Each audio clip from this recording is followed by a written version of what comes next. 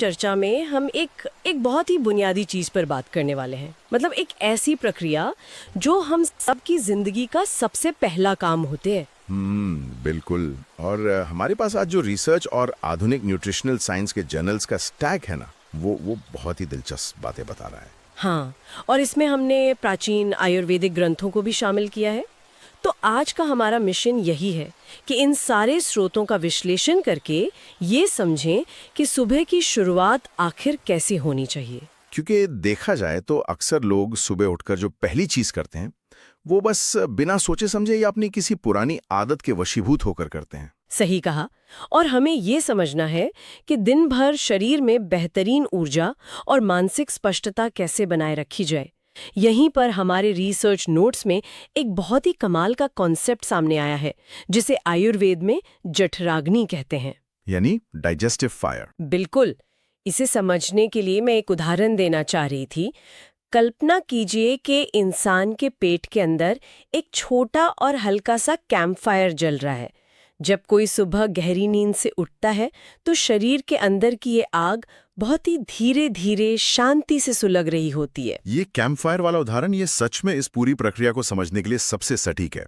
हमारी आज की इस चर्चा का पूरा आधार ही इसी बात पर टिका है कि इंसान उस नाजुक कैंप फायर के साथ कैसा बर्ताव करता है ना? हाँ, सुबह की पहली चीज जो भी शरीर के अंदर जाती है वो सिर्फ रात भर की प्यास नहीं मिटाती, वो असल में पूरे दिन के लिए शरीर के डाइजेशन, मेटाबॉलिज्म की गति और इम्यूनिटी की पूरी दिशा तय कर देती है। तो अगर हम उस सुलगते हुए छोटे से कैंप फायर पर अचानक से बहुत सारा भारी सामान डाल दें या गीली लकड़ियां डाल दें तो आग तो बुझ ही जाएगी। या एकदम बर्फ जैसा ठंडा पानी डाल दें तो क्या होगा? वो आग भड़कने की बजाय तुरंत बुझ जाएगी, सिर्फ धुआं ही धुआं रह जाएगा। और ठीक ऐसा ही हमारे शरीर के साथ होता है। मतलब जब हम सुबह सुबह इस जठराग्नि पर ठंडी या पचने में भारी चीजें डाल देते हैं तो ये पूरी तरह से बुझ जाती है। बिल्कुल।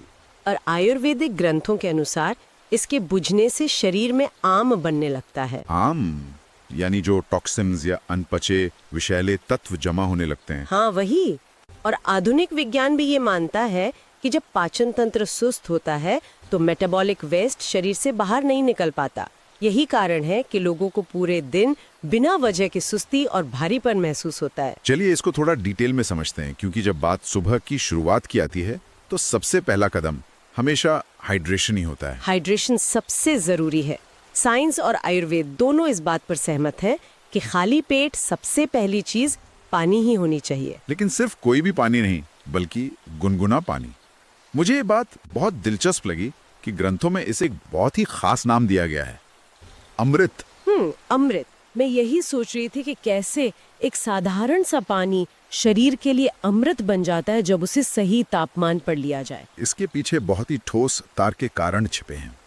जब इंसान रात में 7 या 8 घंटे सोता है तो शरीर एक तरह की फास्टिंग या उपवास की स्थिति में होता है। हाँ, क्योंकि शरीर खुद की मरम्मत कर रहा होता है। बिल्कुल, सेल्स को रिपेयर कर रहा होता है।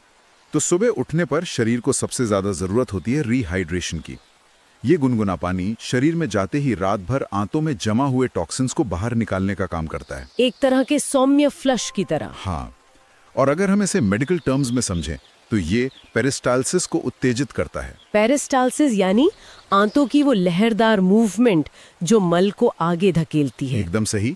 और सबसे अच्छी बात यह है कि गुनगुना पानी ये काम बिना किसी झटके के बहुत ही कोमलता से करता है। और यहीं पर बहुत से लोग गलती करते हैं। अगर कोई सुबह सुबह फ्रिज का ठंडा पानी पी लेता है तो वो ऐसा है जैसे अभी अभी नींद से उठे हुए किसी इंसान के चेहरे पर बर्फीला पानी फेंक दिया जाए। बहुत भयानक झटका लगता है सिस्टम को। शरीर का पूरा सिस्टम जो अभी आराम से जागने की कोशिश कर रहा है, उसके अंदर अचानक एक फायर अलार्म बज जाता है। ठंडा पानी पीते ही पेट की ब्लड वेसल्स सिकुड़ जाती हैं, जिसे विज्ञान में वासोकंस्ट्रिक्शन कहते हैं। इससे पाचन तंत्र में खून का बहाव कम हो जाता है और फिर शरीर को अपना असली काम छोड़कर उस ठंडे पानी को गर्म करने में अपनी ऊर्जा बर्बाद करनी पड़ती है। इसीलिए पानी सिर्फ गुनगुना होना चाहिए, उबलता हुआ या बहुत ज्यादा गर्म भी नहीं होना चाहिए। अच्छा, अब अक्सर देखा गया है कि लोग सिर्फ सादा पानी नहीं पीते, उसमें स्वाद या सेहत के लिए कुछ मिलाना पसंद करते हैं। नींबू और शहद का कॉम्बिनेशन तो दुनिया भर में सबसे ज्यादा मशहूर है। और इसके पीछे का विज्ञान भी अपने आप में एक चमत्कार है। में खट्टापन आता है अगर नींबू को चखा जाए तो वो पूरी तरह से एसिडिक होता है। लेकिन हमारे स्रोत बताते हैं कि शरीर के अंदर जाने के बाद इसकी पूरी केमिस्ट्री बदल जाती है। हाँ, मेटाबोलाइज होने के बाद इसका अंतिम प्रभाव एल्कलाइन हो जाता है।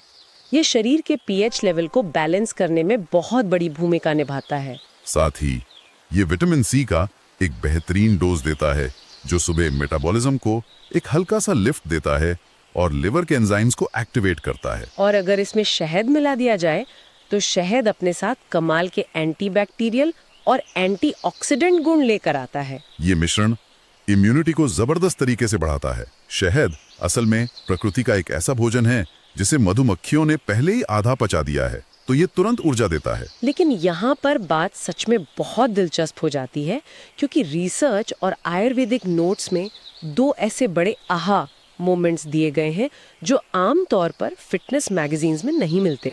हाँ, वो चेतावनियां जिन्हें लोग अक्सर नजरअंदाज कर देते हैं। बिल्कुल। पहला पॉइंट नींबू से जुड़ा है। माना जाता है कि नींबू पानी हर किसी के लिए फायदेमंद है, लेकिन ऐसा नहीं है। अगर किसी को गंभीर एसिडिटी है या पेट में अल्सर है, यहाँ आयुर्वेद के अनुसार उनका पित्त दोष बहुत ज्यादा बढ़ा हुआ है, हाँ, तो उन्हें सुबह खाली पेट नींबू का इस्तेमाल बिल्कुल नहीं करना चाहिए। उनके लिए ये अल्कलाइन बनने से पहले ही पेट की सेंसिटिव लाइनिंग को इरिटेट कर सकता है। ये बहुत ही क्रिटिकल पॉइंट है। हर शरीर की बनावट अलग होती है और एक ही नुस्खा सब पर काम नहीं कर सकता। और दूसरा आहा मोमेंट शहद से जुड़ा है। मुझे लगता है ये इस पूरी चर्चा का सबसे बड़ा नियम है, वो उबलते पानी वाला नियम। हाँ, बहुत से लोग ये भारी गलती करते हैं कि उबलते हुए पानी में सीधे शहद डाल देते हैं, ये सोचकर कि वजन कम होगा।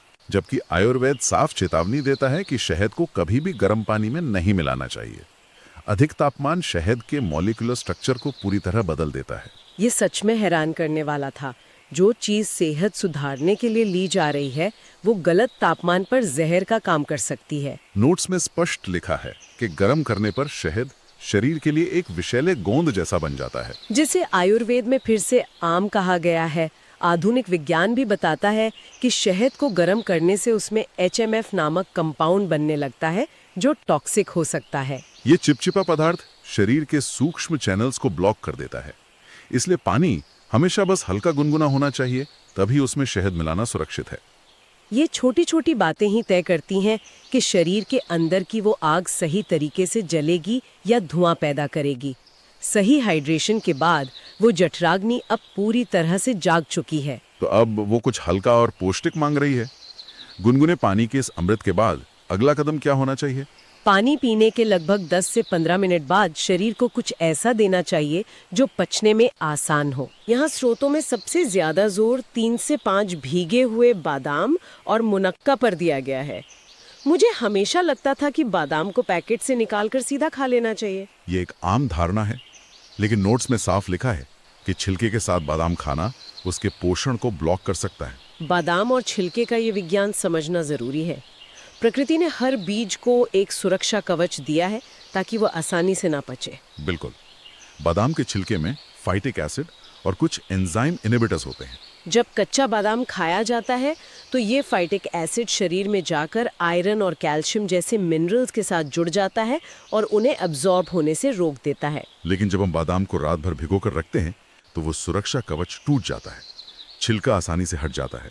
और छिलका हटने के बाद उसके अंदर मौजूद विटामिन ई और हेल्दी फैट्स पूरी तरह से बायो अवेलेबल हो जाते हैं, यानी शरीर उन्हें बहुत आसानी से एब्जॉर्ब कर सकता है। इसका मतलब भिगोना असल में एक तरह की प्री डाइजेशन प्रक्रिया है और मुनक्का इसके साथ एक बेहतरीन जोड़ी बनाता है। मुनक्का शरीर को नेचुरल आयरन और पोटेशियम देता है और इसकी खास बात यह है कि मीठा होने के बावजूद ये ब्लड शुगर को स्पाइक नहीं करता। एक स्थिर ऊर्जा देता है और आंतों को ल्यूब्रिकेट करके कब्ज दूर करता है। तो ये कॉम्बिनेशन उस जठराग्नि वाले कैंपफायर में एक बहुत ही अच्छी और हल्की लकड़ी का काम करता है। और जब इन हल्की लकड़ियों से आग थोड़ी मजबूत हो जाती है तब बारी आती है असली फ्यूल की। मौसमी फल। खाली पेट फल खाना अगला सबसे फायदेमंद कदम है। फलों को लेकर लोगों में बहुत कंफ्यूजन रहता है। कोई रात में खाता है, कोई खाने के साथ। लेकिन खाली पेट ही क्यों? यहाँ सबसे हैरान करने वाली बात यह है कि मानव शरीर खाली पेट फलों से 95% तक विटामिन और मिनरल्स को एब्जॉर्ब कर सकता है। 95%? ये बहुत बड़ा आंकड़ा है। फलों को पचने में बहुत कम समय लगता है। जब पेट खाली होता है तो पोषक तत्व बिना किसी रुकावट के सीधे आंतों तक पहुंचते हैं। स्रोतों में पपीते का विशेष उदाहरण दिया गया है। इसे सुबह के लिए एक सुपरफूड माना गया है। रिसर्च नोट्स बताते हैं कि पपीते में पेपेन नाम का शक्तिशाली एंजाइम होता है जो प्रोटीन तोड़ने में मदद करता है। ये पूरे डाइजेशन ट्रैक को बेहद स्मूथ बना देता है। लेकिन फलों के साथ एक कड़क प्रोटिप भी दी गई है जिसका पालन न करने पर नुकसान हो सकता है। हाँ, वो प्रोटिप ये है कि फल खाने के बाद, खासकर पपीता खाने के बाद, कम से कम 30 से 40 मिनट तक कुछ और खाने से बचना चाहिए। इसका कारण वो ट्रैफिक जैम है जो गलत चीजें एक साथ खाने से होता है। फल बहुत जल्दी पचते हैं। अगर कोई फल खाने के तुरंत बाद भारी पराठा खा ले जिसे पचने में घंटों लगते हैं तो फल पेट में ही फंस जाते हैं। वो आगे नहीं बढ़ पाते और उस गर्माहट में सड़ने लगते हैं जिसे हम फर्मेंटेशन कहते हैं। और इसी फर्मेंटेशन से गैस और ब्लोटिंग होती है। एक और नियम है, बिना मौसम वाले फल या मुख्य भोजन के साथ फल कभी नहीं खाने चाहिए। खाने के साथ फल खाना सबसे खराब आदतों में से एक है। इससे डाइजेशन का सिस्टम कंफ्यूज हो जाता है। तो इस सब का मतलब क्या है उन लोगों के लिए जिनकी सुबह चाय या कॉफी के बिना होती ही नहीं है, जो कहते हैं कि कड़क चाय ना मिले तो दिमाग काम नहीं करता?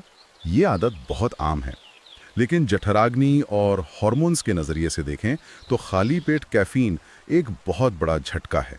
क्योंकि शरीर में जागने की अपनी एक प्राकृतिक प्रक्रिया होती है। सुबह उठने पर कोर्टिसोल नाम का हार्मोन नेचुरली बढ़ता है जो हमें जगाने और अलर्ट करने का काम करता है। ये शरीर की अपनी इनबिल्ट कॉफी है।